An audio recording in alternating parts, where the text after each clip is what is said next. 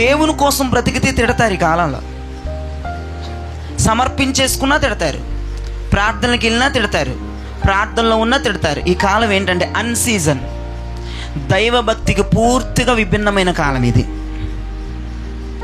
దేవుని కొరకు బ్రతకాలన్న కష్టం ఈ రోజుల్లో, దేవుని కొరకు సమర్పించుకోవాలన్న కష్టం ఈ రోజుల్లో, దేవుని కొరకు నిలబడిపోదామన్న కష్టం ఈ రోజుల్లో, దేవుని కొరకు పని చేద్దామన్న కష్టం ఈ రోజుల్లో, దేవుని కొరకు సేవ చేద్దామన్న కష్టం ఈ రోజుల్లో, దేవుని కొరకు పడిగాపులు కాద్దామన్న కష్టం ఈ రోజుల్లో, ఆల్నెట్ ప్రేయర్లకు రావాలన్న కష్టం ఈ రోజుల్లో, దేవుని కొరకైనా సర్వము అర్పిద్దామన్న కష్టం ఈ రోజుల్లో.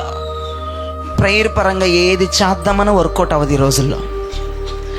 దిగిపోయావా, దూకేసావా, రెక్కలు వచ్చేసినాయా, పరిశుద్ధులా, నీతిమంతులా, యథార్థవంతులా, ప్రార్థనా పరులైపోయారా?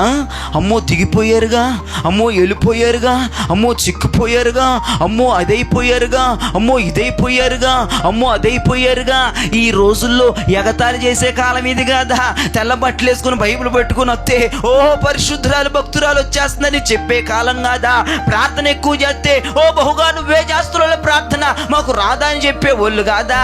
ఏది చేసినా ఎగతాళి చేయటం, ఏది చేసినా నవ్వటం, ఏది చేసిన వ్యతిరేకంగా ఉండటం, ఎంకరేజ్మెంట్ ఉండదు, ప్రోత్సాహం ఉండదు, బలపరచటం ఉండదు, ఫలింపు అసలు లేని కాలము ఈ కాలంలో.